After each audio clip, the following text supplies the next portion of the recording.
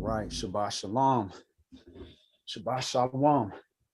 My name is YAH, and I'm with my brother Kased. Shabbat Shalom, brother. Shabbat Shalom. All right, and we are Savior Word of Yah, Tabernacles of the Congregation of Yisrael.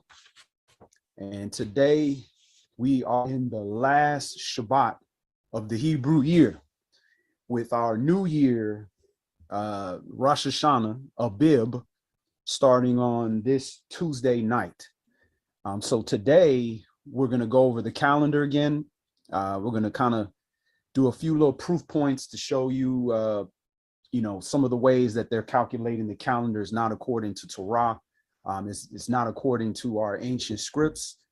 And we're going to go over how to calculate this. And a lot of people will not do that. They will not show you how they get their calendar.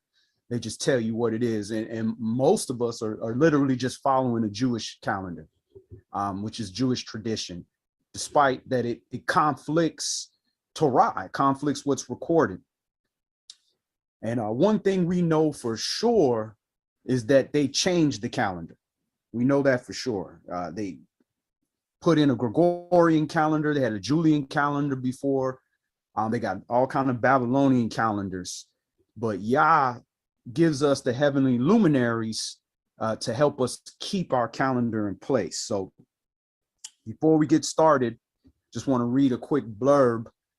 In 1582, the Gregorian calendar reform made January 1st as New Year's Day. Catholic countries adopted it, but it was gradually adopted among Protestant countries. The British and American colony did not adopt the reformed calendar until 1752. Until then, the British Empire and their colonies still celebrated the new year in March.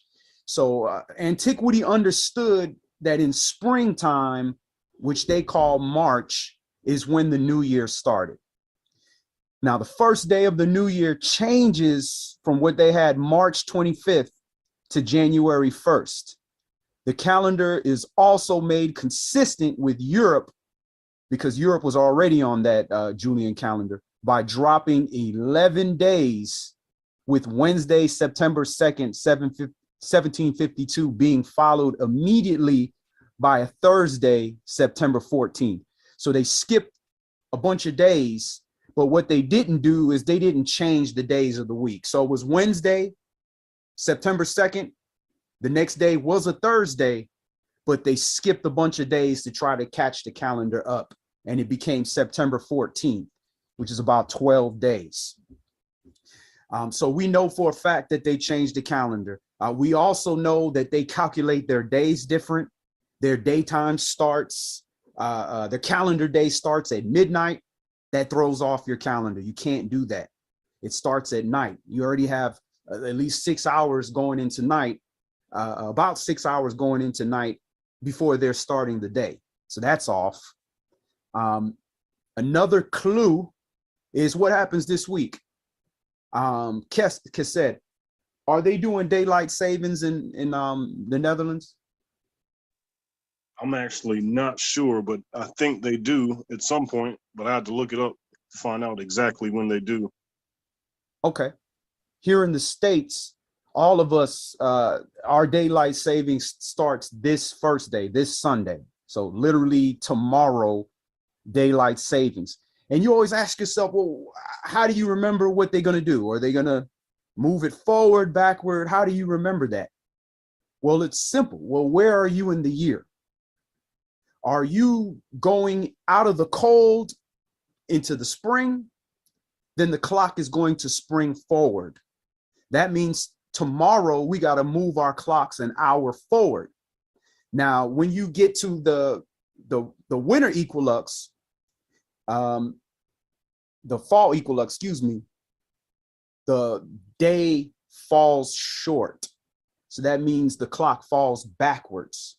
So that is literally aligned with our equinox. So that's very interesting how they coincidentally know to change the clock on that first day after we have our new year. So that's very coincidental They're telling you they know when the year starts. Here's another proof point. You have a lot of people that are doing their new year based on the lunar calendar. Well, as we get into class, we're going to see that that's not possible. It goes against simple mathematics. So anybody who's doing their new year based on a lunar calendar, there's two questions that you got to ask them. The first question you got to ask is, how many days are in your year? With the moon, 12 moons will give you every year, no matter what year you're in, 354 days. So are you telling me your year is only 354 days long? That don't add up, because we know there's 364 days in a year. So what the Gentile did is they decided, well, to make it catch up, we're going to add an Adar 2, which is a 12th month dash 2. In other words, a 13th month. That don't add up. And you have to ask yourself this: Torah kills that easily. Where are the birth records for the child born in the 13th month? Who is the priest that's supposed to cover the 13th month in the order of the priests to go into the temple? Or furthermore, where is there any record of any ancient event in the 13th month in Torah? You're not going to see it. So those are just a few little proof points that make you think. Does it give you an answer?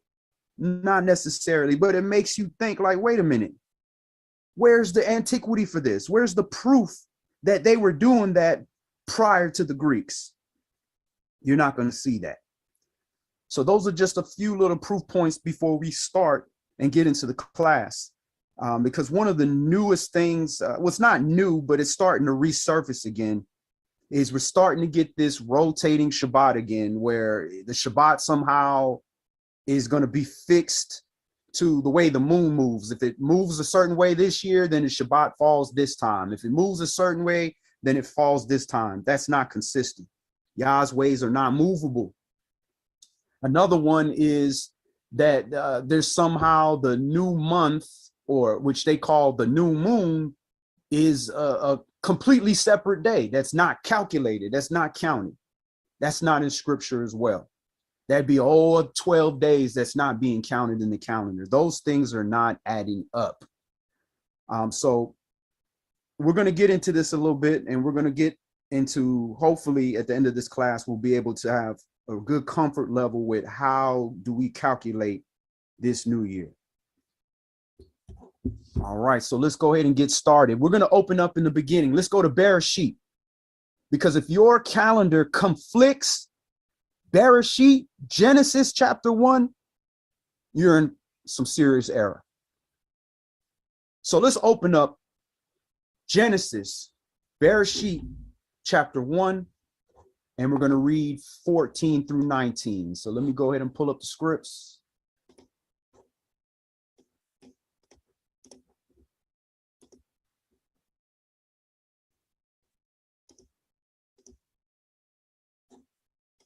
All right, and we'll go ahead and share scripts. All right, Bereshit, Genesis chapter 1. Whenever you're ready, brother. And Elohim said, "Let there be lights in the firmament of the heaven to divide the day from the night, and let them be for signs and for seasons and for days and years." Okay, so let me just ask a quick question. So was the sun and the moon or the stars, was it created for us to worship? Was it created for us to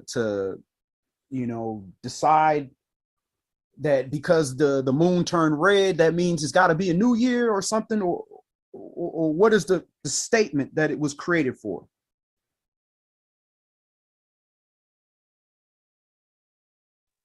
For signs. You want to answer that? Yeah, well, the book says it, for signs, seasons, and for days and years. Excellent. So a sign is an omen. It means it's a signal of something. What is the signal for? The days, the months, the years, and the seasons. It's not saying, oh, it's a signal that, you need to worship according to this, or your holy day. It's a holy day because it's a red moon and all. This is what man does. Man takes, for example, the equinox. The new year starts after the point of equal day and equal night. Once you come out the winter time, equal day and equal night. That's the last day of the year. The next day is your new year.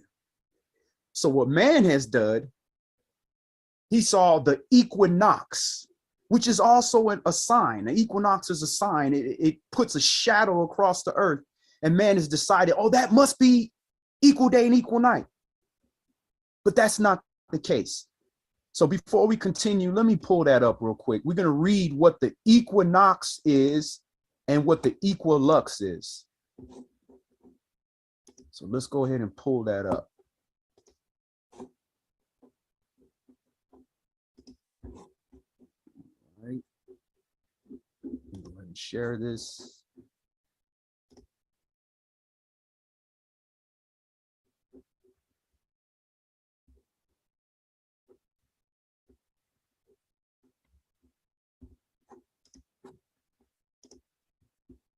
All right. So again, as we get into how to calculate the year, we're going to see the term, we're going to use the term equilux.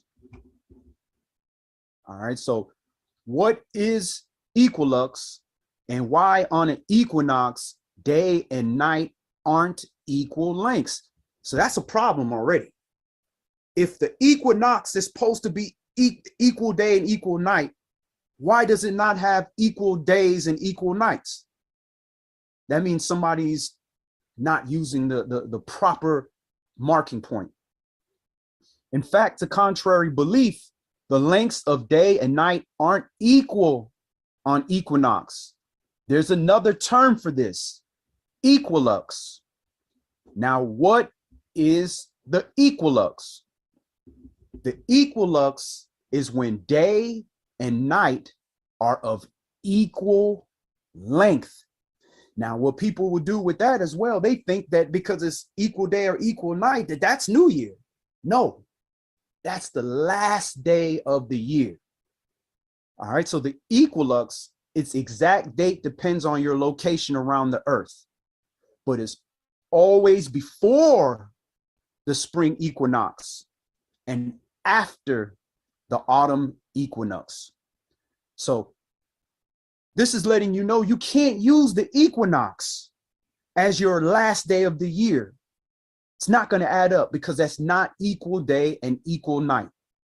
And here's another foolproof nail in the coffin that you cannot use what they call the equinox as equal day and equal night, is because when you look what day that falls on, every year it falls on the 20th. And I think some years the 21st, like on a leap year. So if every year your equal day and equal night is on the same Babylonian calendar date, in other words, a March 20th, the Babylon calendar is 365 days, sometimes 366 days. The math don't add up. That means from one equinox to the next is at minimum 365 days. Some years, 366 days. That's never and can never be 364 days, which we read later is how long a year is. So again, the term equilux and equinox in the actual Greek or English interpretation of the actual word means the same thing. Equal day for equilux, lux is light, equinox, equinox night. Equal. So if you have an equal day, that means you got an equal night, or else it ain't equal. But what they've decided to do is take the term of equinox and make it the actual definition of what the modern day equilux is. That's no different than them saying new moon is new month. That's impossible. The new moon is rarely ever on the new month. And here's the proof point with that. If the year is 364 days long and the lunar calendar is 354 days long, that means the moon is 10 days short of a year. Every year. It don't change speed, just like the year don't change how long it is. So if it's 10 days too short in year one, in year two, it's 10 days too short. It's 20 days too short. In year three, it's 30 days too short. At what point is it ever going to fall on New Year? It can't. It's physically impossible. But what will happen every 36.4 years, it will fall around the third month.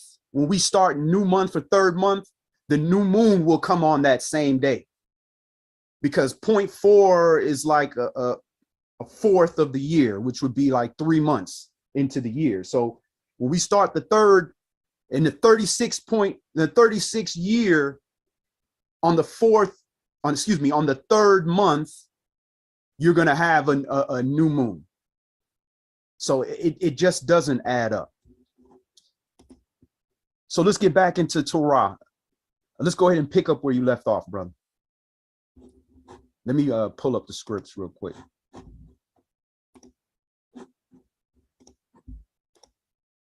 All right, Tamshi. Genesis chapter 1 and verse 15. And let them be for lights in the firmament of the heaven to give light upon the earth. And Elohim made two great lights, the greater light to rule the day, and the lesser light to rule the night. He made the stars also. And Elohim set them in the firmament of the heaven to give light upon the earth, and to rule over the day and over the night, and to divide the light from the darkness. And Elohim saw that it was good. And the evening and the morning were the first day. The fourth day. So Genesis chapter 1 and verse 19 is showing you on the fourth day, you have the sun, the moon, and the stars that are now being appointed. And these are used for us to calculate your dividing your day from your night, for signs and for seasons and days and years. All of this happened on the fourth day. This is why your new year starts every year on the fourth day of the week. The fourth day of the week is Abib, day 1. And we're going to show you some other proof points of that. Matter of fact, let's just go ahead and get into that right now before we go on. I'm going to pull some ancient antiquity. See if I can share this. So the Dead Sea Scrolls are ancient scriptures that were uncovered in the Qumran caves that allow us to get some vision into what the ancients were doing. So this particular scroll is called the Songs of the Sabbath Sacrifice. This is where they recorded what they did on the Shabbat, what the priests were doing, the songs that they were supposed to sing. And what is so great about this, our ancestors recorded what day of the week the Shabbat fell on for every week of the year. So this is in 4Q400. So I guess that's the fourth Qumran cave in section 400. I'm not sure how that works, but if you want to look up the actual originals, you can look up 4Q400 in the Dead Sea Scrolls, and you can see what they had. All right, so if we read here what is said in the fragment, 4Q400, it says, for the sage, the song of the Holocaust offering of the first Sabbath on the 4th of the first month. So that's letting you know the first Sabbath of the year is the 4th day of the month. So let's do that math. So if our Shabbat starts, our Abib starts Tuesday night, that's Rosh Hashanah, head of the year. That's day 1, Tuesday night. Day 2, what we call a Wednesday night. Day 3, Thursday night. Day 4 being Friday night. So all of us are not beginner Hebrews. We understand that Friday night starts our Shabbat, which means we're not going out to go hang out at the movies and go shopping Friday night, for whatever reason, because we understand that that's the Sabbath. We're resting, and that Sabbath does not end until the stars are out on Saturday when it's night. So this is let's go back and see when this was written. You go to the beginning, they're dating it back to, let's see,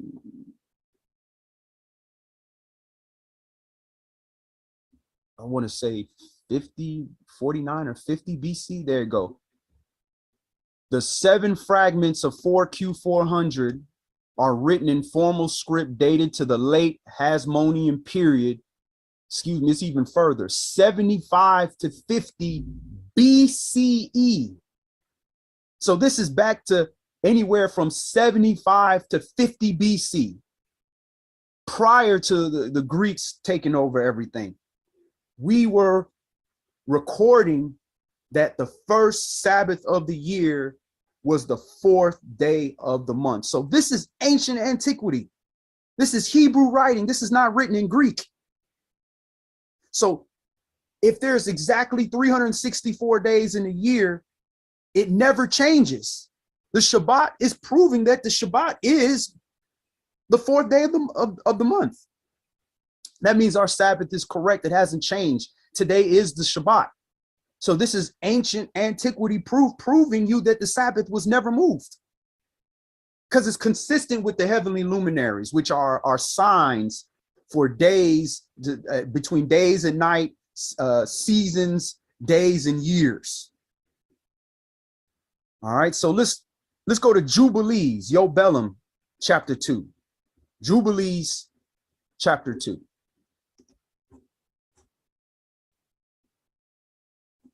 And we're going to look at how this sun was given to us as the great timekeeper.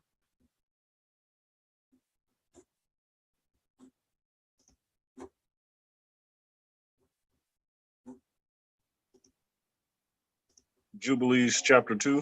Yeah, 1 second, brother. I got to get there.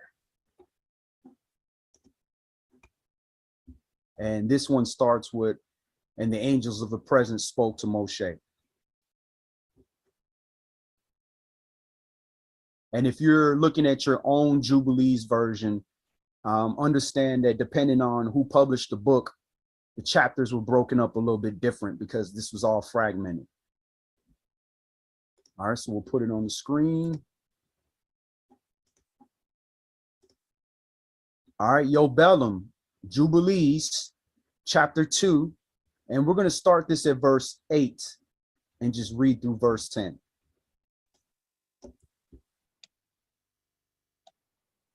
And on the 4th day, he created the sun and the moon and the stars, and set them in the firmament of the heaven to give light upon all the earth, and to rule over the day and the night, and divide the light from the darkness. And Yahweh appointed the sun to be a great sign on the earth for days, and for Shabbats, and for months, and for feasts, and for years, and for Shabbats of years, and for jubilees, and for all seasons of the years. All right, we are not the children of the day, children of the light. You're not called children of the darkness. He's not saying in ancient antiquity, and this is also in the Dead Sea Scrolls, that the moon is our great sign for the days, the seasons, the years, and Shabbats of seasons. It don't say that. It's a second witness. It's not the witness, the primary witness. It's a second witness. So he's letting you know the sun is the great sign.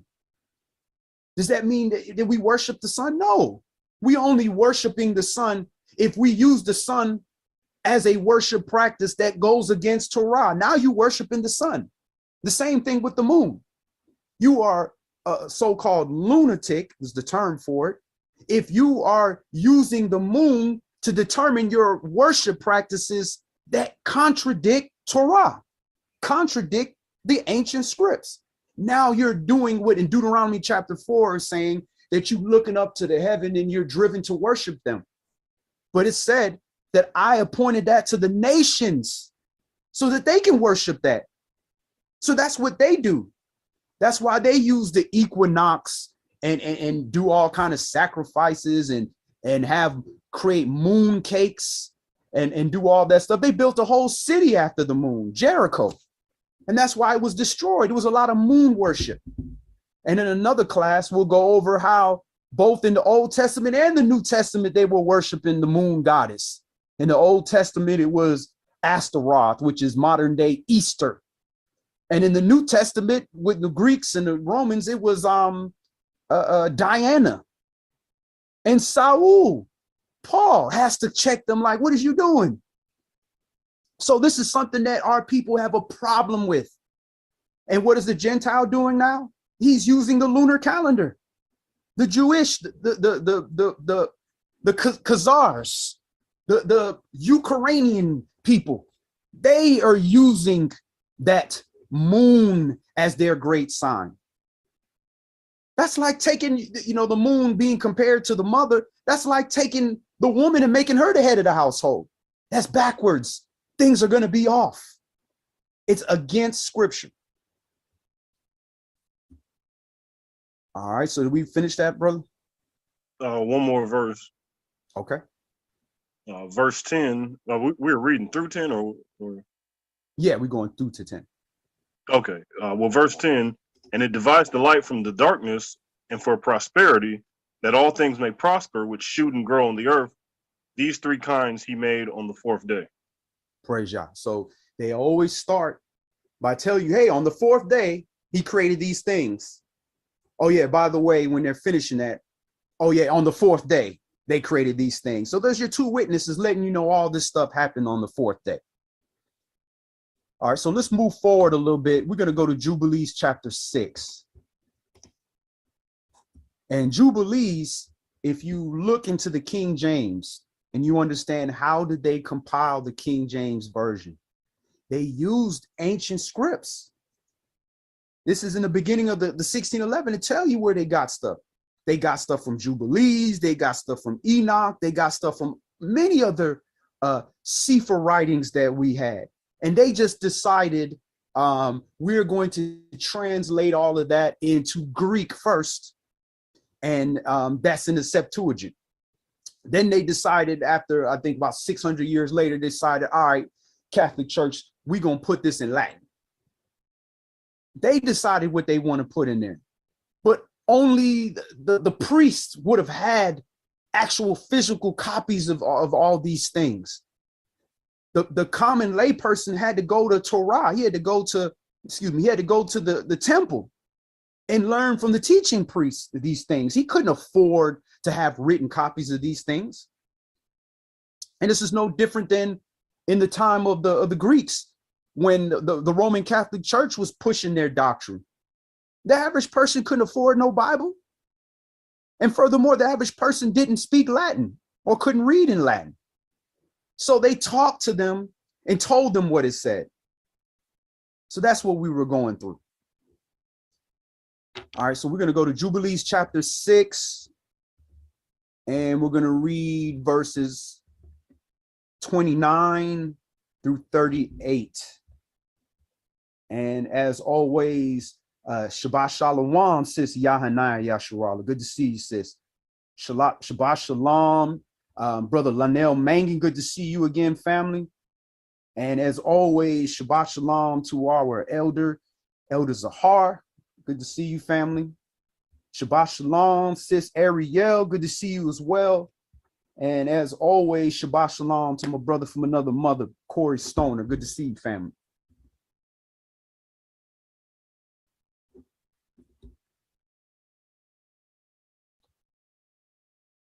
And I appreciate everybody sharing this.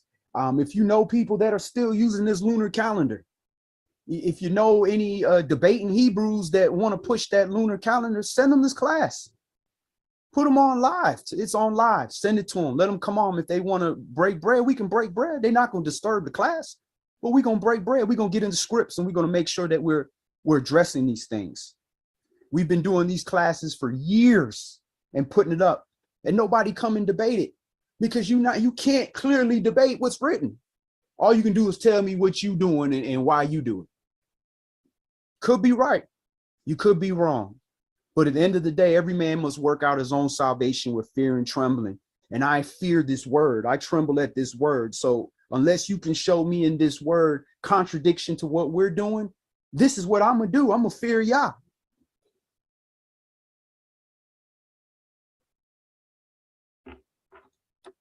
Yo, Bellum, Jubilees chapter 6. We're going to read 29 through 38. And that one starts with, and on the new month of the third month. All right. Verse 29. And they placed them on the heavenly tablets. Each had 13. Jump up one verse. Okay. Jubilees chapter 6 and verse 28. And on this account he ordained them for himself as feasts for a memorial forever, and thus are they ordained. And they placed them on the heavenly tablets. Each had 13 weeks from one to another, past their memorial, from the first to the second, and from the second to the third, and from the third to the fourth. All right. So what that is this telling you the heavenly tablets. It's not some kind of 10 commandment tablets floating in the sky. That's how we like to think because of the way things are written. The heavenly tablets is just simply the sun, moon, and stars. The calendar is written in the sky. That's what that means. So the sky is showing you that there's 13 weeks from one season to the next. That's all that means. If you multiply 13 times 4, I'm not good at math, but I'm pretty sure it equals 52. Tom Sheet. Verse 30. And all the days of the commandment will be 52 weeks of days, and these will make the entire year complete. Thus it is engraved and ordained on the heavenly tablets. All right, so it's engraved because those stars, the sun, and the moon is going to move in that same pattern. And it says that all the days of the commandment, each day is a commandment, is 52 weeks of days. So that means there's 52 weeks in a year, every year. Not sometimes there's an Adar 2, they throw in a whole 4 more weeks just for the heck of it. That's not YAH. He don't operate like that. That's man's thinking, trying to justify what he wants to do. And Shabbat Shalom, brother Yafi Yehuda. Good to see you, big bro. And there is no, verse 31, and there is no neglecting this commandment for a single year or from year to year. And command you the children of Yisrael that they observe the years according to this reckoning, 364 days, and these will constitute a complete year, and they will not disturb its time from its days, excuse me, from its feast, for everything will fall out in them according to their testimony, and they will not leave out any day nor disturb any feast. Okay. So at the end of the day, there's 364 days in a year. Period. Period. And if you disturb that, you are going to mess up your feast. You are not going to worship according to heaven, because the command is let it in the perfect prayer. Let it be done on earth as it is in Shamayim in the heavens. So the heavens is showing you when the holy days are. It don't change. Showing you in heaven when it is. It's showing you the footstool of YAH. It don't change. Tamshi? Jubilees chapter 6 and verse 33. But if they do neglect and do not observe them according to his commandment, Then they will disturb all their seasons, and the years will be dislodged from this order. And they will disturb the seasons, and the years will be dislodged, and they will neglect their ordinances. And all the children of Yasharal will forget and will not find the path of the years, and will forget the new months and seasons and Shabbats, and they will go wrong as to all the order of the years. So the order of the years is important for our jubilees. We need to know, when is it a jubilee year, and when is it the 50-year jubilee, jubilee of jubilees, when you're supposed to release everybody, send everybody back home. All these things have been tracked. Even when you're in the book of jubilees, it's tracking the jubilees. So we can't do what Yah is commanding us to do, which is to worship him, if we're disturbing his year. Matter of fact, when he was freeing us from Mizraim, he said, let my son go so he can worship me, so he can keep my feast days. He didn't say let him go so he can go do animal sacrifices. No, so they could worship me, so they could gather and give reverence to things that happened even before them, that Yah made happen on those days.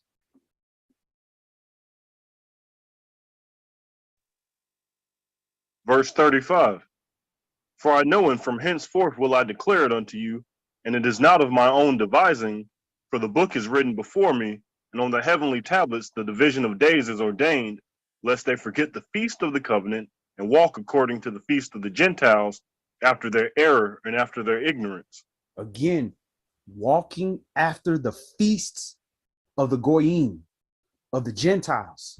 Now keep in mind, Deuteronomy chapter 4 lets you know that he gave the Gentiles the host of heaven to worship. So they using the host of heaven and worshiping it, which I define that again, is when you're bowing down to those heavenly luminaries and say, I'm gonna do what I want to do because I just like the way the moon looks, or I like the way they doing it. It's against what Yah is saying, but look how beautiful the moon is. Clearly, it's a full moon. It got to be Passover, right? No, it don't add up. And we're going to prove that ain't always the case, because our fathers tracked everything for whatever reason, just like we tracking all these classes, and we make sure it's on YouTube, it's on Facebook, it's on our website. We do all this to track it because we don't know 100 years from now, somebody could find this and say, oh, look, this is what they were doing in that time. And they can compare that to scripts. Well, our forefathers did the same thing. They tracked and recorded everything so that in these latter days, we can be like the King Yisrael. That was like, oh, wait a minute, what have we been doing? The priests had found the Torah and we doing everything wrong, so that you can make change and you can repent and start living in the blessings. So it's no coincidence that this thing is starting to come out now, that we're starting to understand, wait a minute, the Jewish people not doing this right. Our elders weren't doing it right. They were doing it based upon what they were given, the best that they could do. It was good for them at that time. That was the best that they can do. But now that we're in the latter days and the elders have brought us to this point, we're supposed to take it further. We're supposed to take it closer to the truth. And we're almost there. Finish it up, Art. Going through verse 38.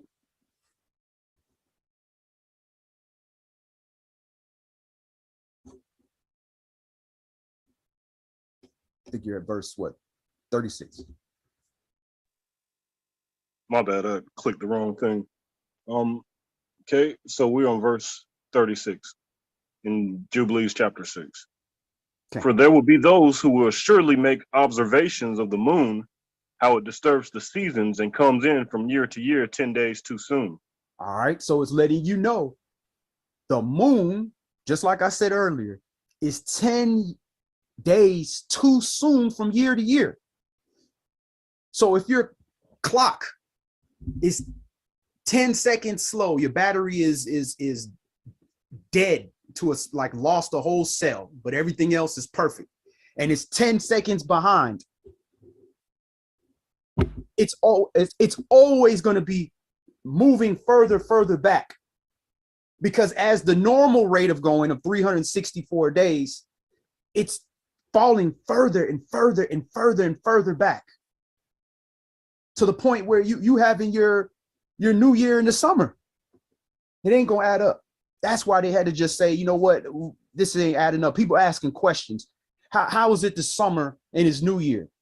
Nah, you know what? Let's just throw in an extra month and use the equinox and say, you know, the first week of March after the equinox, whatever, the first new moon, that's it. Nowhere in antiquity does it say that. Verse 37. For this reason, the years will come upon them when they will disturb the order and make an abominable day, the day of testimony, and an unclean day, a feast day, and they will confound all the days, the Kodesh with the unclean, and the unclean days with the Kodesh, for they will go wrong as to the months and Shabbats and feasts and jubilees.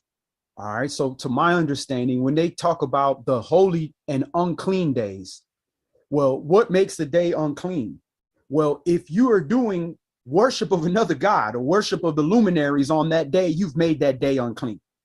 If it is the Shabbat and you're carrying on like it's a regular day, you have made that day unclean. So that's why they're saying you're mixing up the holy with the unclean. You're taking a day that's supposed to be holy and you're making it unclean. Verse 38. For this reason I command and testify to you that you may testify to them.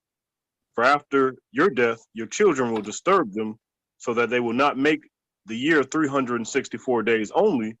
And for this reason they will go wrong as to the new months and seasons and Shabbats and festivals, and they will eat all kinds of blood with all kinds of flesh. Amen. And that means that just means that because you are not keeping Yah's law, you're just going to start offending in other things. You're just going to end up doing whatever, what everybody else is doing. So that's all that's saying. You're messing up the days, you're changing the calendar. Now all of a sudden you're keeping this feast, you're doing that, and you're allowing these evil spirits around you because you're in disobedience. And eventually, if these unclean spirits around you, you're going to start doing these unclean things. That's why we have to sanctify ourselves, because we're humans. All right, let's go ahead and move on. Let's go back into Torah. Let's go to Exodus, Shema, chapter 12.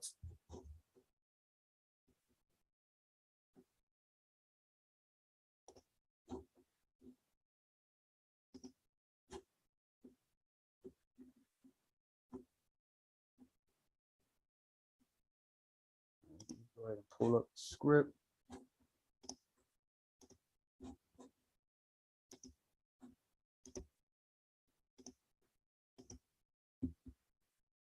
Shema, Exodus chapter 12, and we're going to read verses 1 through 11. And again, if you are unclear of how many days are in a year, how do we, calculate the new year, or if you were told something different that you feel is a strong point that's contradicting what we're saying, go ahead and comment.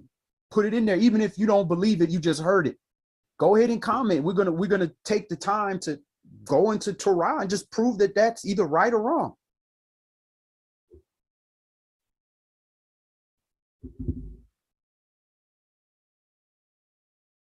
Shema, Exodus chapter 12, and we're just going to read verses 1 through 11. Okay. And Yahweh spake unto Moshe and Aaron in the land of Mizraim, saying, This month shall be unto you the beginning of months. It shall be the first month of the year to you. All right, so that's important, because he's saying, Yahweh is saying this while you're in your captivity, by the way.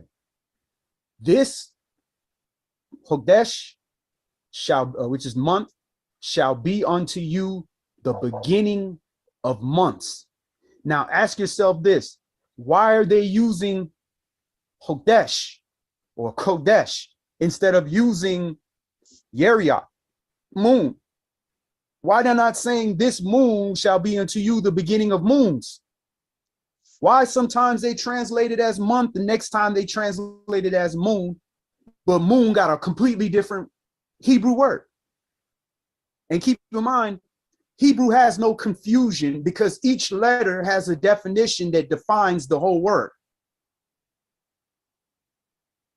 Ask yourself that. They're translating new month into new moon conveniently when they feel like it, when they want to push their doctrine. But in every language, except for English, moon and month are not derivatives. Only in English is month and moon derivatives. Every other language, including the languages that the Bible was translated originally in, Hebrew, 2 different words for moon and month. Greek, 2 different words for moon and month. So this is doctrine. This is them pushing something on us. This is no different than them saying, oh yeah, the equinox, when the shadow is across the equator, that means equal day and equal night. But then they fork tongue. They telling you, oh, by the way, that's not equal day and equal night. But they start and they spring like that. That's not according to Yahweh or Torah. Tanshi. Verse 3. Speak ye unto all the congregation of Yasharal, saying, in the 10th day of this month, they shall take to them every man a lamb, according to the house of their fathers, a lamb for a house. Okay. So this is a question for the viewers.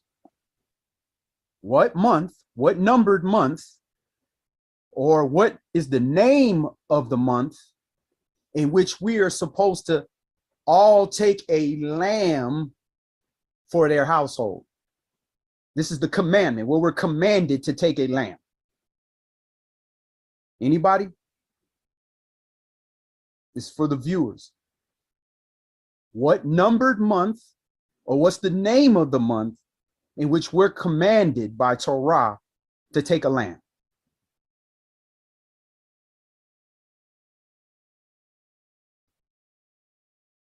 All right, let's give a chance for the viewers. Anybody want to answer that?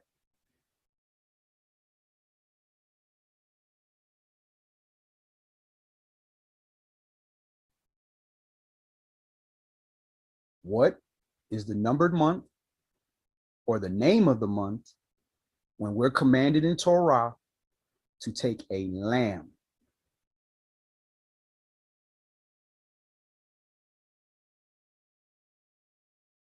I know there's a slight delay here, but I know somebody knows this.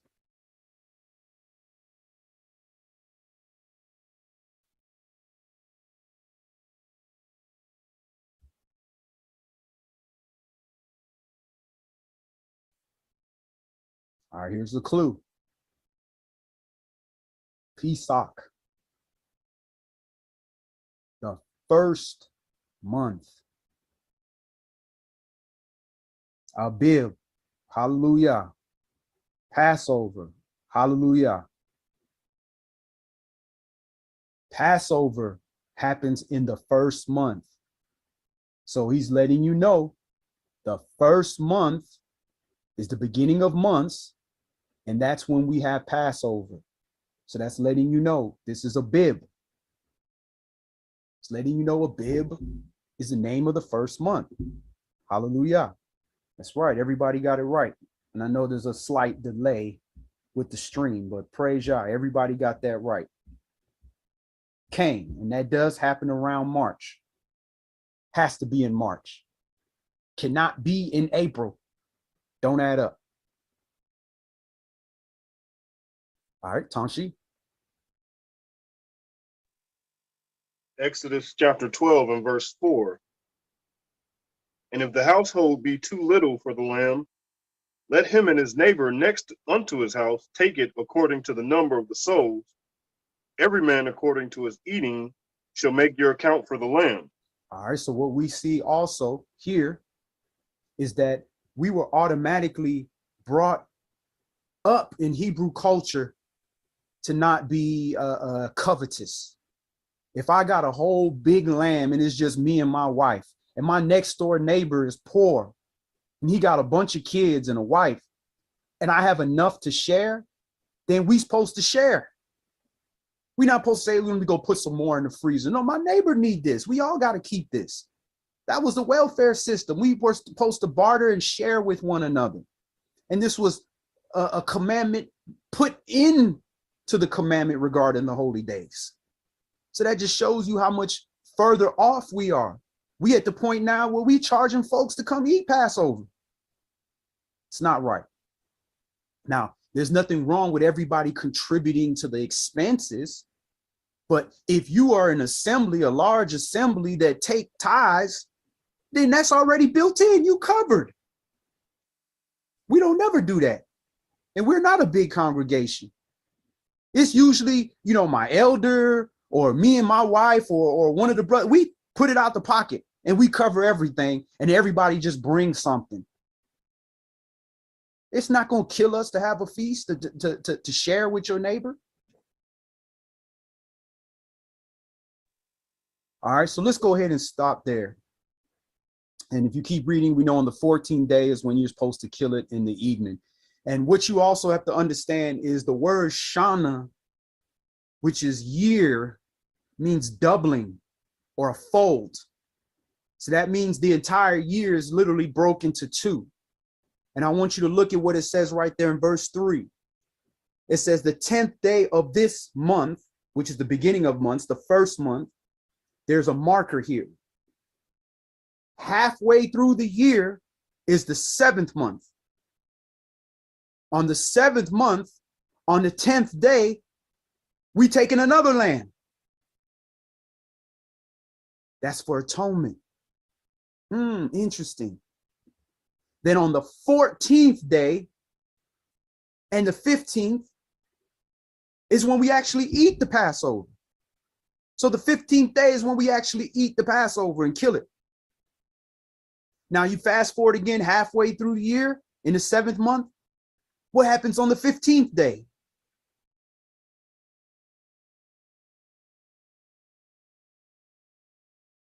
Tabernacles. Same thing.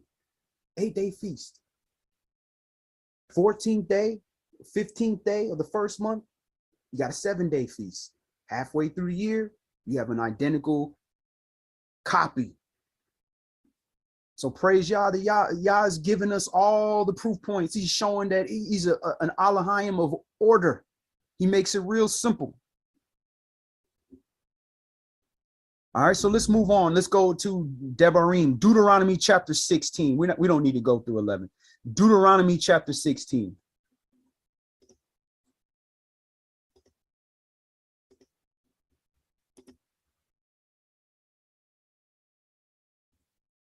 Devarim, Deuteronomy chapter 16, and we're going to read verses 1 through 6.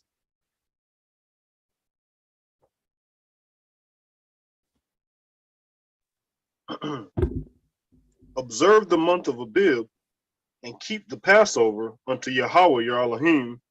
From the month of Abib, Yahweh your Elohim brought you forth out of Mitzrayim by night. Praise Yah. So in Devarim 16 and verse 1, he's giving us the name of that New Year month. Abib. Abib. He has not given us a name for any other month of the year. Any other month of the year with a name was given a name by man. We had numbers. The first month was set apart. That's why it was given a name, Abib. And then the 7th day of the week was set apart. And that was given a name. It's called Shabbat. Everything else was in its relationship to that. So, for example, Abib, month 1. The second month from the first month is the second month. The third month from the first month is the third month. The fourth month is so forth till you have the 12th month from the first month, which is the 12th month. And you know this is not Yah naming these things because you can look at the day. Who would name a month Tammuz? Stop it. Y'all would never give a month the name after a pagan god or Nisan. So you're going to change Abib, which is in Torah, to Nisan? You're going to name it after a car or some pagan god? It don't add up.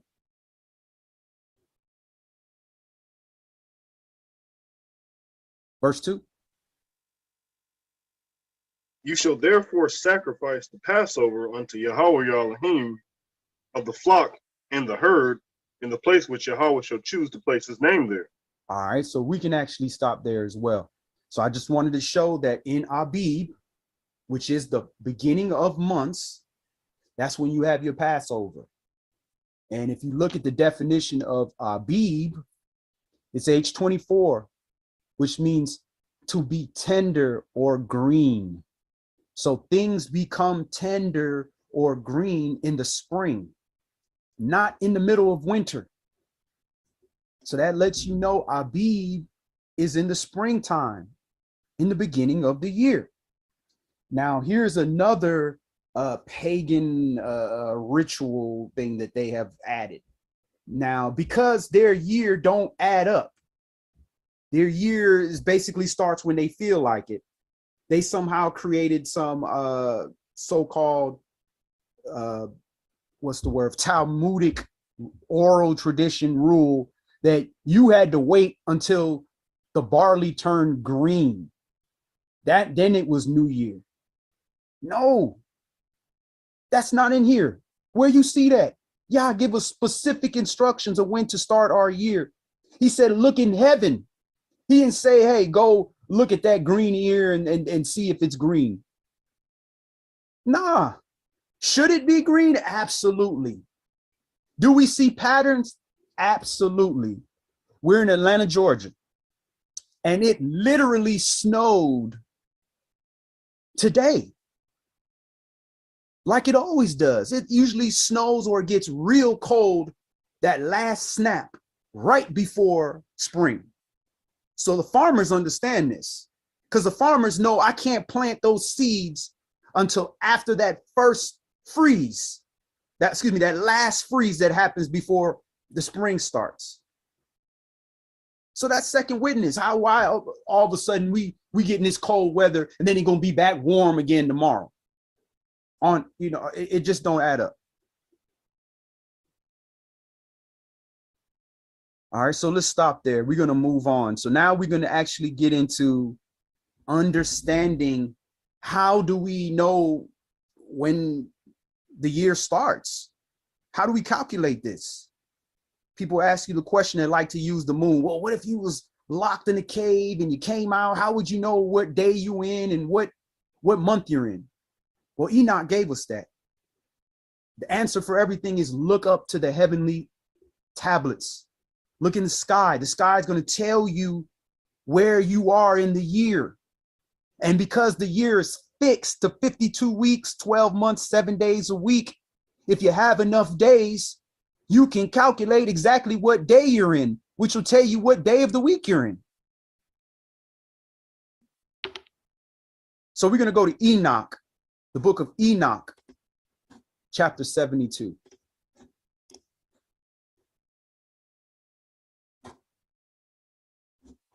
All right, so let's go ahead and pull this up.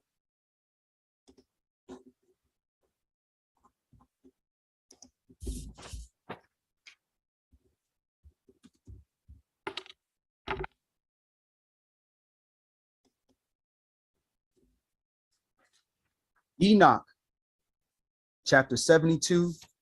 We'll start this at verse 1. And let me go ahead and share that.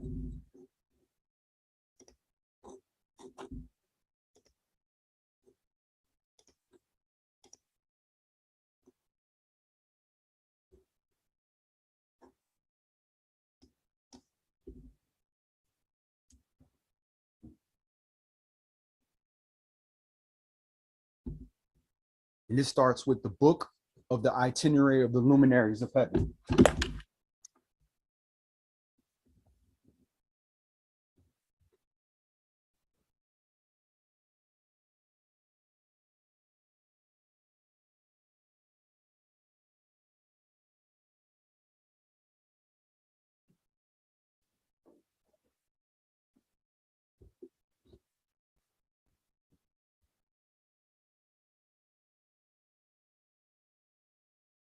You found it, Kessler? Yeah, I got it. All right. Enoch, chapter 72. And go ahead and start when you're ready, brother.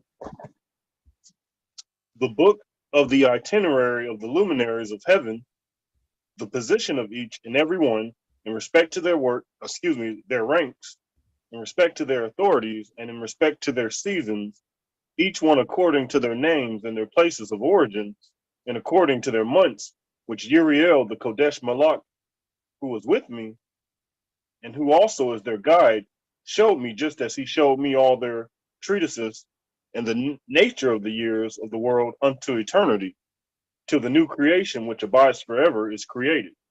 All right. So this is going to be the same until the new creation. And this new creation is going to abide forever. Now, we know it ain't talking about now. That new creation ain't here yet, because this is going to be destroyed. We're going to get a new heaven and a new earth. And a lot of people got beef with Enoch because it contradicts the Jewish tradition. Let's give proper respect to Enoch. If you go into Jubilees and you go into Yesher and all those Sefer writings, Enoch was credited as the first person to teach Yah's law to the entire world. He literally was a king over the entire world. All the kings came to him to have him teach Yah's righteousness. So that means the law was here well before Moshe gave the law, well before the so-called Hebrews, which are those descended of Eber, of the line of Abraham, were even born. How else would they have known in antiquity, don't sleep with your mother, don't sleep with your daughter? How would they know laws like that? Don't murder. These were laws that was already given. The law was already given, but it was formalized and it was written when we started writing, at the time that writing came about. And this is when we are now given a written law, because we were already scattered and everything was all over the place. So now we have to have some kind of written document that we can refer to. But Enoch was already teaching these things. And furthermore, the calendar that we credit to Enoch, that we call the Enochian calendar, is the only calendar system in which the author at least makes the claim that Yah's Kodesh Malak, which means holy angel, gave it to him. Not Julian, a man who made himself into the God, not Pope Gregory, that's his calendar. This calendar, at least the author is claiming that Yah gave this to him. Nobody else makes that claim.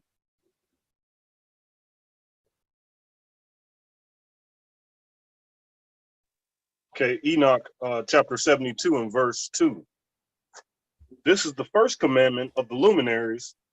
The sun is a luminary whose egress is an opening of heaven, which is located in the direction of the east, and whose ingress is another opening of heaven located in the west.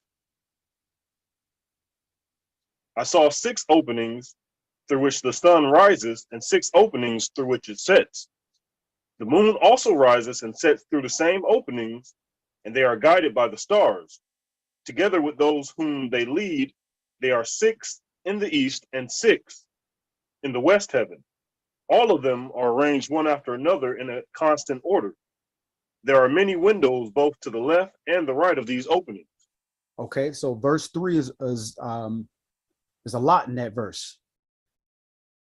So there's 6 openings in the sky in which the sun rises and sets. So I want you to picture like a rainbow, and I'm going to pull up a graphic so we can look at that. Each one of those little colors of the rainbow is an opening in which the sun rises and sets from the east to the west. So understand that the sun is moving, not what the Gentiles gave us. The Gentiles gave us the sun don't move. Like that's God. The sun is immovable. No, Yah don't move. Yah's immovable. The sun moves. The sun does what Yah told it to do. And here's another major proof point that people skip right over. It says the moon and the sun are all guided by the stars. Well, when did the stars come out? What time of day does the star come out? At night. At night. So if something is guiding you, it's in front of you. So in other words, your calendar day starts at night because the sun has to be guided by the stars. The moon has to be guided by the stars. So that's another proof point from ancient antiquity that your calendar day starts at night, not in the daytime.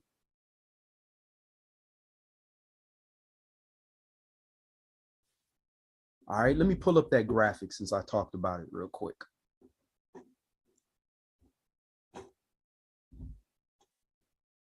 Just so we can see what these 6 openings look like. All right, I put together a small little graphic that I'm going to show so we can better see, because I'm really not a mathematic person. I'm a visual person. So sometimes I got to see things for it to make sense to me.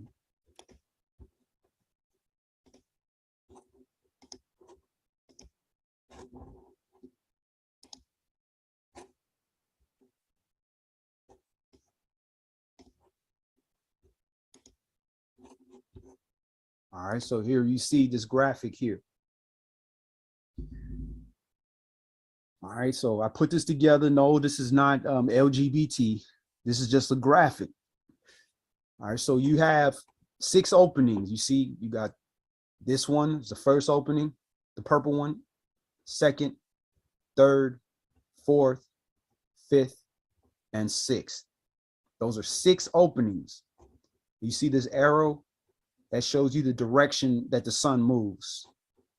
Comes from, rises in the east, and sets in the west.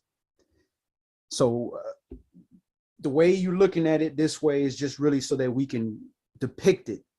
But what this is like the angle of the sun.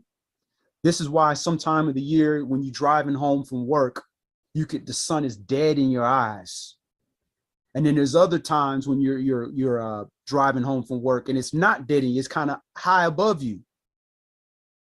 As the sun is higher in the highest gate, these are the hotter portions of the year. When the sun is closer to the earth, that means it's really only heating up a small portion of the earth. It's just like if you take a flashlight on your phone and you put it down close to something on a piece of paper, it's going to be a small little light hole. But if you pick the phone up a little bit higher with your light, it's going to light up that whole page. So that's how the sun works. The higher up it is, the hotter it is. The more sunlight is covering more square footage of the surface level of the earth. When the sun is closer to the earth, it's really only heating up a smaller portion. So how the sun works is it goes from east to west. And then repeats east to west. And as it's going up, up, up, up till it goes all the way up, then comes all the way down. Day and night, day and night, day and night, day and night, till it goes back and repeats the cycle. Now, just because it's at the bottom don't mean that's the first month of the year. You have to go to when it tells you the first month of the year is. All right, so we're going to stop that. I just want you to visualize that. Now let's go back into the scripts or Enoch, the Sefer writings. All right, so where is the Sefer writings? Let me pull that back up.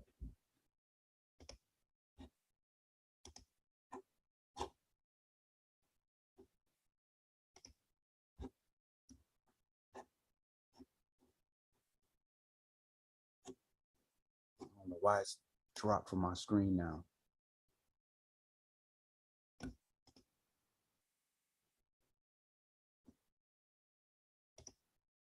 Okay, there we go.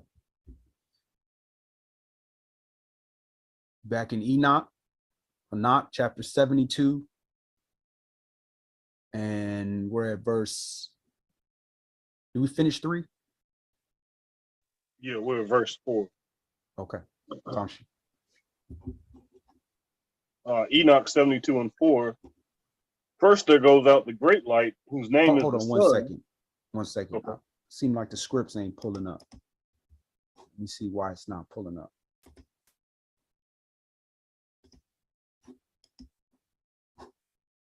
Wasn't sharing for whatever reason.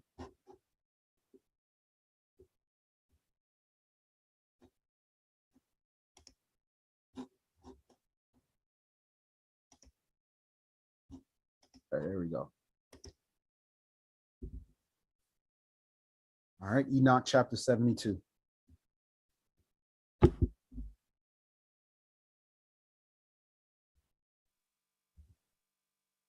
Verse 4. First there goes out the great light, whose name is the sun. Its roundness is like the roundness of the sky, and it is totally filled with light and heat. The chariot on which it ascends is driven by the blowing wind.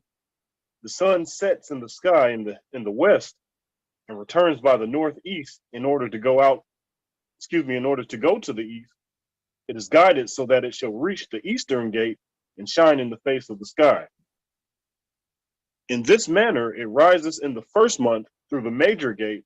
It proceeds through this gate, which is the fourth among those 6 openings, which are located in the direction of the east. All right, so just like I said on that rainbow, the first month of the year isn't at the bottom on the shortest part, because remember, the first month of the year is starting to get warm. It's not the coldest portion of the year. So you have to go up to the 4th gate, which I colored green, which is the 4th little strip of that rainbow.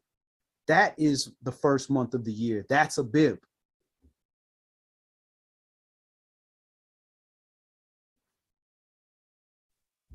Verse 7. By this 4th gate, through which the sun rises during the first month, there are 12 open windows from which a flame flows when they are open at the appropriate time. When the sun rises in the east in the sky, it goes out through this 4th gate for 30 mornings and descends faithfully through the 4th gate in the western sky. All right, so it's letting you know that in Abib, there's 30 days in the month.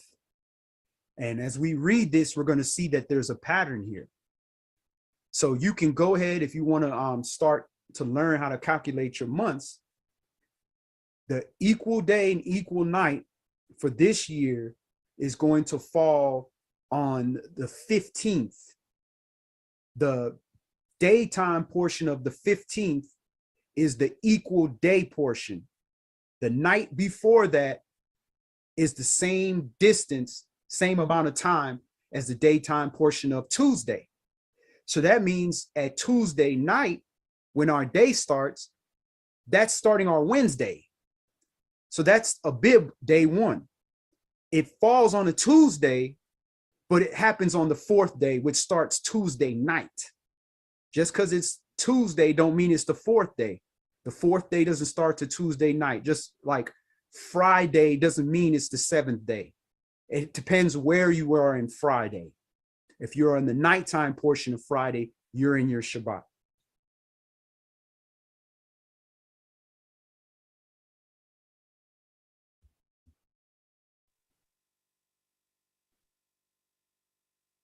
Okay, verse 8. When the sun rises in the east in the sky, it goes through this 4th gate for 30 mornings and descends faithfully through the 4th gate in the western sky. During those 30 days, the day daily becomes longer and the night nightly shorter for 30 days. All right, so there's a pattern here as well. So that means for 30 days during Abib, your night is getting shorter. The day is springing forward. That's why it's called spring. So you have 2 equinoxes in a year. You have this one, the spring equinox, and you have the autumn equinox, where you're halfway through the year, where you have almost equal day and equal night. It's not exactly the same as the spring equinox, but it's close. Equal day and equal night. How we know the difference? Again, if you're in a cave and you come out and you realize, oh, it's equal day and equal night. how do you know the difference? Well, you wait a few days. As the days go on, is the night getting longer? Then you're not in the equilux of spring. You in the autumn equilux, because the day is getting longer for 30 days. But if the day is getting, the night is getting longer for 30 days. But if you're in the spring equilux and the day is getting longer every day, now you know you're not in the autumn equilux. You're in the spring equilux. You're in spring, you're in Abib. So it's important to know the difference. It's telling you specifically in this first month, there's 30 days. And for those 30 days, the day is getting longer. So that means on Wednesday, you're going to see the day the sun goes down at like 8 something or whatever. Then, the week after that, it's going to be a little bit later. And we know that. How we know? It's because we keep the Shabbat.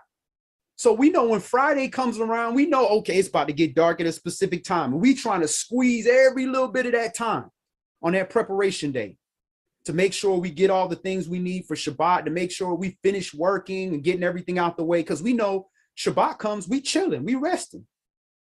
So we know we can't keep looking and say, oh, it's going to get dark at 6 o'clock. No, it's not. Where are you in the year? It's going to get dark later and later. Sometimes it get to a point where it's getting dark at 9 o'clock.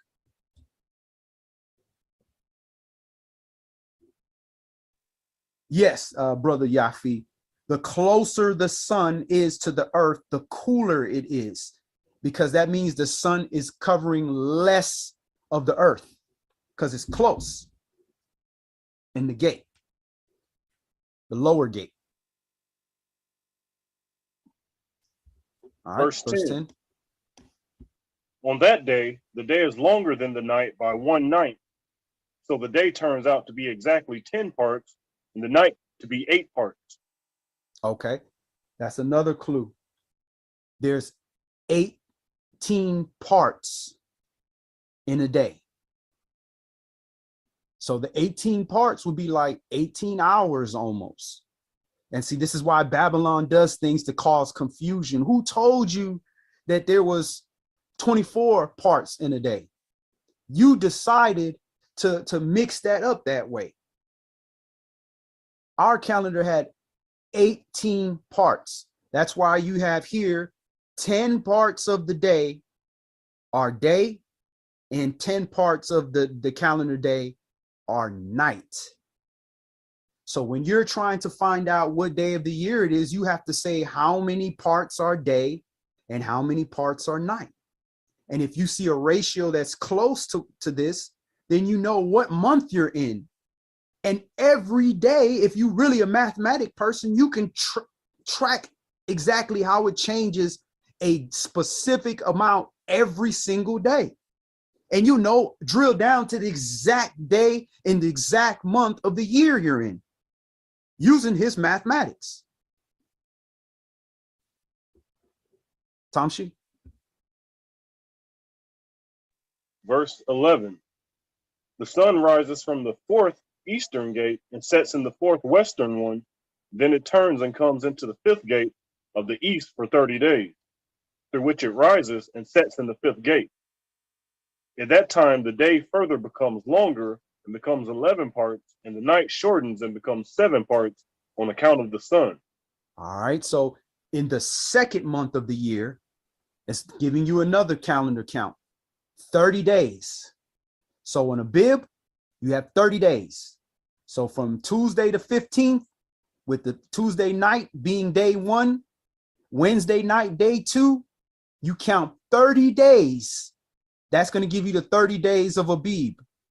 The next day is going to be your second month. And that's day 1 of your second month. And then you have to count again 30 days with the second month, day 1 being day 1, all the way to the 30th day of the second month. And you will know you're in that second month because it's showing you that the day is even longer, with 11 parts of that day is going to be daytime. And 7 parts of that day is going to be night. Verse 13. It then returns to the east and comes into the sixth gate, rising and setting through that sixth gate for 31 days, according to the principle of the gate. On that day, the day becomes longer than the night still further, so the day becomes 12 parts, and the night shortens and becomes 6 parts. All right, so here you have the last month of spring, the third month of that season. And here's just a little foreshadowing.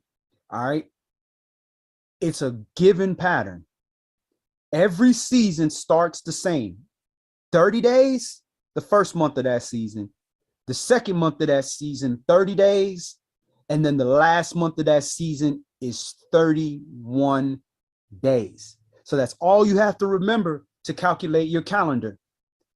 This pattern, 30, 30, 31. Then you go into the next season, summer, 30, 30, 31. Then you go to the next season of fall, 30, 30, 31. And then in winter, the first month of winter, 30, the second month of winter, 30, and the last month of winter, which is what we're in now, you have 31 days this month. So that's the pattern. It's a pattern that repeats forever. It never changes. It's always 30 days the first month. The last month of the season is 31 days. And if you go back and look at that rainbow, in between each color, there's a line. Well, for the sun to cross that imaginary line to go into the next gate, it takes an extra day to go through that last gate of that season to go into the next season. Tamshi? Verse 15. Then the sun is raised in such a way that its duration shortens and night occurs. The sun returns to the east and enters the sixth gate, rising and setting through it for 30 days. All right, so it's going back through the sixth gate. So it goes up to the sixth gate, starts at the fourth, fifth, sixth. It's at the top of that rainbow. Now it falls back down. When it reaches the top of the rainbow, remember, that's the longest days of the year. The day is twice as long as the night.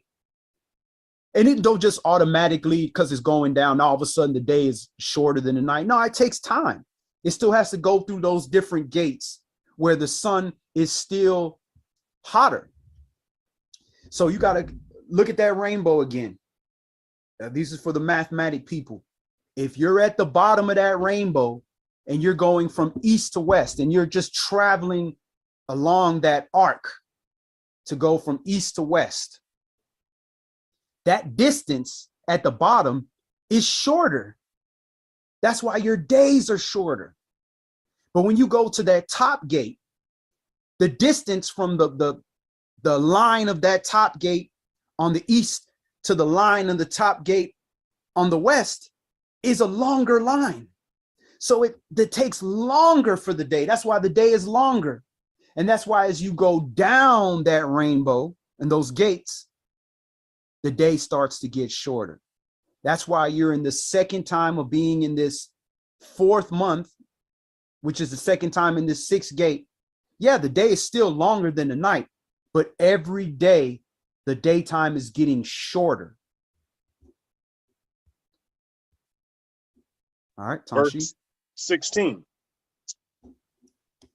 When 30 days are completed, the day decreases exactly by 1 part and becomes 11 parts, and the night 7. Then the sun, leaving the west by that sixth gate and going to the east, rises through the fifth gate for 30 mornings and sets again in the fifth gate in the west. All right, so now it went from the sixth gate. It's the second time it's in the sixth gate, is dropping down into the fifth gate, which means it's still longer than the day, but the days are getting shorter because the sun is getting lower. Just like Brother Yafi said, the closer the sun is to the earth, the cooler it is. So it's starting to get cooler. It's not as hot as it used to be, but it's still hot. You're still in summer. Verse 18. On that day, the day decreases by 2 parts. So the day becomes 10 parts and the night 8 parts. Then the sun, departing from the 5th gate and setting in the 5th gate in the west, rises in the 4th gate for 31 days, according to the principle of the gate, and sets in the west. All right. So this last month of summer, there's 31 days. So again, at the last month of each 13 weeks, the heavenly tablets have 13-week divisions, the sky, you have 31 days in that month. So the last month of summer has 31 days. Just like now, we're in the last month of winter. There's 31 days. So to calculate your calendar according to the way YAH gave it to us, it's a pattern of 30 days 1 month, 30 days in the 2nd month, 31 days in the 3rd month, 30 days in the 4th month, 30 days in the 5th month, 31 days in the 6th month. You're halfway through the year. That pattern continues. And this is why YAH says to us, this month will be beginning of the months of the year for you. We are set apart. I don't care what the Gentiles' reasoning is, or what he thinks, or what people that stole our culture did with it. I don't care about that. YAH said, this is what you are to do. This is what makes you set apart. This is what makes you a treasure and a peculiar thing. Because you start your day at night. Everybody else wait until midnight. You starting your Shabbat Friday night. Everybody else saying, oh, Saturday is supposed to be a Sabbath. Yeah, the daytime portion. You doing it different. Because we are only doing this not because we so intelligent, we looked up and we just said, oh, hallelujah, it just makes sense. Look, no, we were given this instruction. We are sottish people. We're not claiming to be the smartest people on the earth, even though we are. We're not claiming to be that. We're just claiming that this was YAH's instruction and we're following his instruction.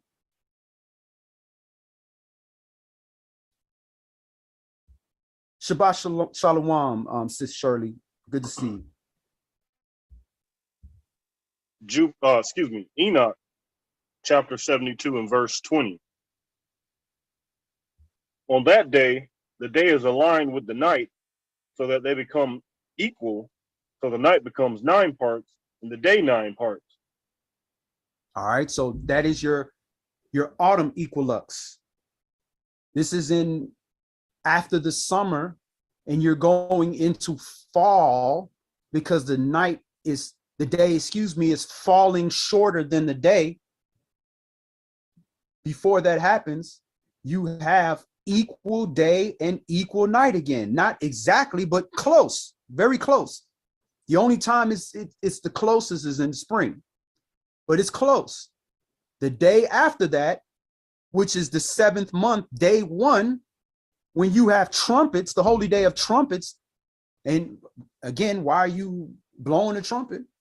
Oh, it's halfway through the year. The holy day. Your night is starting to get longer than the day. Tamshi? Verse 21. Then the sun, departing from that gate and setting in the west, returns to the east and comes out through the 3rd gate for 30 days and sets in the 3rd gate in the west. On that day, the night becomes longer than the day. It becomes longer than the previous night, and the day becomes shorter than the previous day for 30 days. So the night turns out to be exactly 10 parts and the day to be 8 parts. All right, so if you go back and you write these notes of each gate, how many parts are day and how many parts are night, and you just track that, and then you put a month in each gate, you can use your calculator and you can calculate and convert parts to hours, which will give you a breakdown and it'll tell you exactly how many hours. I think it's like an hour and a third is equal 1 part. And now you can get the exact amount of minutes of sun you're going to have for every day of the month. If you were that kind of mathematic person, this is how you can be locked in a cave, come out. It could be snowing one day and then you can't see, or it's cloudy. Then, you track the next day, and then you track, and you keep tracking several days. You see a pattern here. And you say, oh, okay, this is where we're at.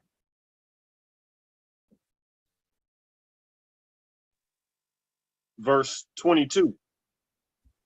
On that day, the night becomes longer than the day, becomes longer than the previous night, and the day becomes shorter than the previous day for 30 days.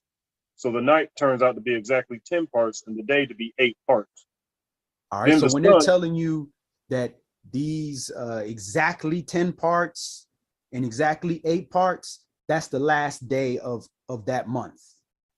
For example, the last day of the 6th month is when you have your equal day and equal night. The last day of the 12th month is where you have equal day and equal night. It's not saying that that month starts with an equal day and equal night. No, that's not what that's saying. Whatever ratio they're giving you, that ratio was for the last day of that calendar month.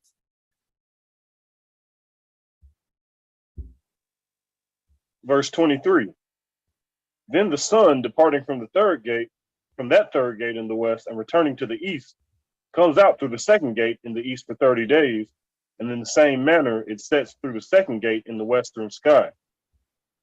On that day the night becomes 11 parts and the day 7 parts.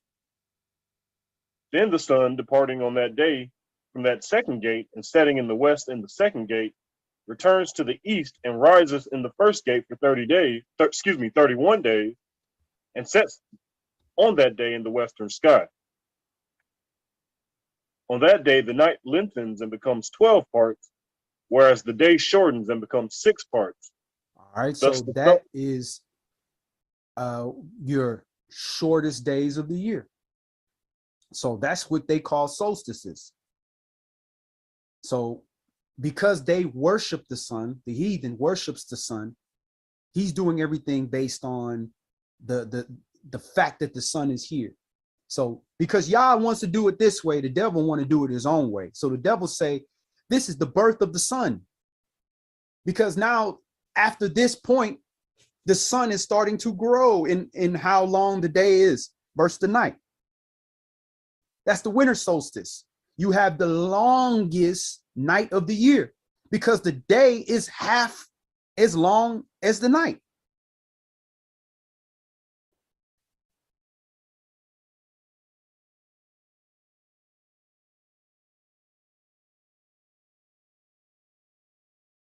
Verse 27. Verse 27. Thus the sun completes its appearances and goes through those same cycles of appearances a second time, coming out through all the openings for 30 days and setting also in the west opposite to it. On that night, the length of the night decreases by 1/9, so the night becomes 11 parts and the day 7 parts. All right, so it's the night is getting shorter again because it's moving back up. It's going back up the first gate. When it dropped all the way down to the bottom of the first gate, that linear from the bottom of that purple gate all the way to the other side, the west, is the shortest distance. If you take that curve and you straighten it out, make it flat, there's a certain distance. That distance equates to a certain amount of time. Now you have a bigger, broader arch and you straighten that out, it's going to be a longer line. So all of this is in order. All of this is what you can observe in the sky. We don't have to depend on Jewish people and go Google, when is the new year? Furthermore, they call Rosh Hashanah the beginning of the 7th month. They call the 7th month the new year. That don't add up. So the people who are calling themselves Ashkenazi, which are the Khazars, which is modern day Ukraine and Russia, those people start their year when they having trumpets. Now, why would they do that? What happens in trumpets? Excuse me, not trumpets. What happens in atonement? What are we supposed to do in atonement that involves money?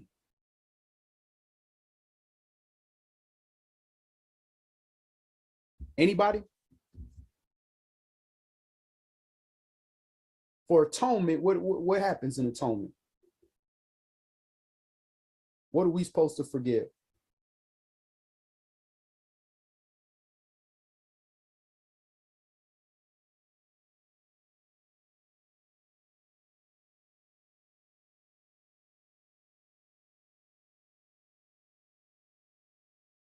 Debts. Absolutely, Brother Linnell. And there's a little delay, so that's why there's a little pause in between your comments and the stream. Right. So they forgive debts. So they figure since we got to forgive your debts, that's going to be a new year. We're going to start the year all over again so I can start calculating things differently. They about their money.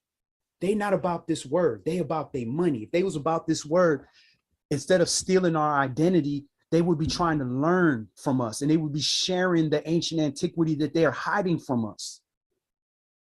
So it don't add up. The 7th month is not the beginning. It's not Rosh Hashanah. The 7th month is Yom Teruah, trumpets. Then the 10th of that 7th month, which they call Rosh Hashanah, that's Yom Kippur. Yom Kippur, which is atonement.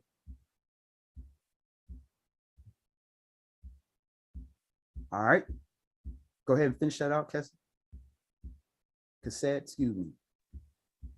So good. Verse 29. Then the sun, returning and entering the second gate, which is in the east, resumes its appearances for 30 mornings, rising and setting as usual. On that day, the night becomes shorter, so the night becomes 10 parts and the day 8 parts. On that day, the sun, departing from the second gate and setting in the west, returns to the east and rises through the third gate for 31 days and sets in the western sky. All right, so that's the last month of winter. 31 days. That's where we're at right now. We're in the third gate. Verse 32. On that day, the night shortens and becomes 9 parts, and the day 9 parts. Then the night becomes equal with the day, and the day of the years add up to exactly 364 days. Praise Yah. So that shows you in this month, this last month of winter, on Tuesday, the daytime portion of Tuesday will be the exact amount of time as the night of Monday. So Monday night, I want you to go outside and look when you see the stars, when it becomes dark, and look at what time it is. Then go ahead and look at how long before it gets dark again. And you're going to see it's an equal day and an equal night. That is the last day of the year. Then Tuesday night, that nighttime is going to be shorter than the daytime of Wednesday. The daytime of Wednesday is going to be longer than how long Tuesday night was.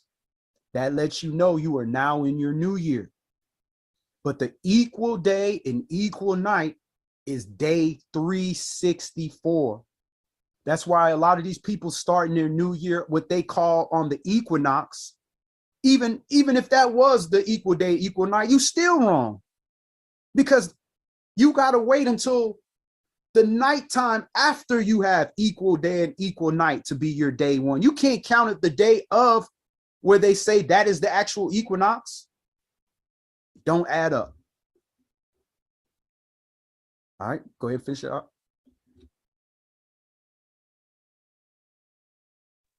Okay, verse 33. The lengths of the day and the night, as well as the shortness of the day and the night, are determined by the course of the circuit of the sun and distinguished by it. And that's why it's called the great timekeeper. Tamshi? The circuit becomes longer or shorter day by day and night by night, respectively. Thus, this is the order for the course of the movement and settlement of the sun that great luminary which is called the sun, for the duration of the years of the universe in respect to its going in and coming out. So that's for the duration of the years of the universe. So as long as the universe is around, this is how it's going to be. It is that very luminary which manifests itself in its appearance, as Yahweh has commanded that it shall come out and go in this manner. And neither does it diminish in respect to its brightness, nor take rest, but continue to run day and night. As for the intensity of his light, it is sevenfold brighter than that of the moon. Nevertheless, the sun and the moon are equal in regard to their respective sizes. Praise Yah. So that just blew NASA out the water. The sun and the moon are the same size. How can that be? If the sun is a million miles away or whatever number they gave it and the moon is right here, how are they the same size? Don't add up. How else can it block the other one? How can you have these eclipses if they're not the same size? The only other way is to say that it's a million miles away. That don't add up. Yah does not lie. It's the same size. That means all these things are way closer than what they're telling us. But they got to make it like it's so far away, it's so unattainable, so that they can seem like they're more smarter. All right, so that's how you calculate your year. If you get out your calendars, you get a blank calendar for the year, and you start on Tuesday night, the 15th. And remember, you got to be consistent. If you're going to start the night of the 15th, which is when it actually starts, then you got to count everything by the night of. If you want to say what's the daytime portion of the new year, then you would say Wednesday, and that would be day one. And that means when you're counting, you got to count Wednesday as day one for 30 days. But if you count as Tuesday night as day one, then every month you have to follow that. You have to start with the night of, or else you're going to be confused. You're going to mess your days up. When you first start, that'll throw you off because you know Friday night is a Shabbat, but you know Saturday is a Shabbat. So you got to make it always Friday night. All right, so what we're going to do now before we close out is we're going to show some more Dead Sea Scrolls proof of when a year starts. So let me pull up the graphic.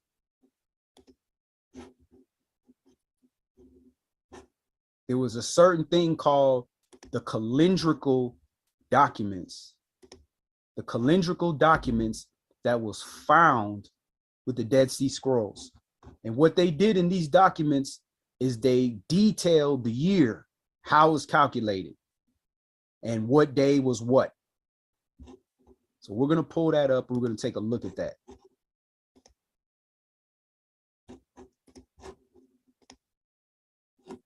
So these are the calendrical documents that were translated and put into this graph here. So notice they're following the same thing that Yah says. You got a bib, which is the first month. Then you have second, third, fourth, fifth, sixth, seventh, eighth, all the way to 12. You don't see no other names up here. Then the days of the week is the same thing. You got the first day, second day, third day, fourth day, fifth day, sixth day, Shabbat, Sabbath. So they're showing you that the only name was the name that Yah gave. So notice here, when you look on their calendar, this is, I believe this is the Essenes that recorded this. They're letting you know that Abib day one starts the fourth day of the week. When does the fourth day of the week start? Tuesday night, when we have our Bible study. Every Tuesday night, we have our Bible study. That's the beginning of the fourth day at nighttime. So it's consistent. And remember what we read in the Psalms of Shabbat sacrifice, where they calculated and they recorded the day of the week for each Shabbat of the week. They said the first Shabbat of the first month is on the 4th day of the month. So once again, this is in the Dead Sea Scrolls. This is 4Q320 and 4Q321. This Dead Sea Scrolls. They're showing you from BC. This is what Israelites were doing. And if you follow what the Essenes did, you understand that the Sanhedrin and the Greeks were running things and they were persecuting people trying to keep the Shabbat and believers. So they fled to the wilderness and they did things the way YAH did things. You can also look in the Zadokite scrolls, which is also in the Dead Sea Scrolls. The Zadokites left from doing what the Sanhedrin was doing because they were too much on oral tradition, making up all kind of things that were brought into power when we had Edomite kings, when we were in captivity in our own land, we were occupied. So they recorded everything here and they showed you the first Shabbat of the year happens on the 4th day of the month. When do we have ours? Tuesday the 15th. Shabbat, 4th of Abib, never changes. And then if you look here where they have the 14th is the preparation for Pesach, the 15th is your Abib, excuse me, the 15th is your unleavened bread, Hag Hamatzah. You have the 7 days of that.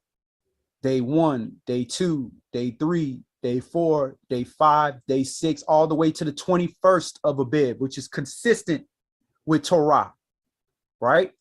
Then you have the first morrow after the Shabbat, which is the day after the first Shabbat, after unleavened bread. You now have your first fruits on the 26th of Abib. The heathen has their first fruits the 16th of Abib, the Jewish calendar. That don't add up. Because if you read the commandment regarding keeping the first fruits, you can't eat leavened bread until you've made that first fruit offering. So if you made your first fruit offering on the 16th of Abib, according to their calendar, the way they can, you can start eating leavened bread.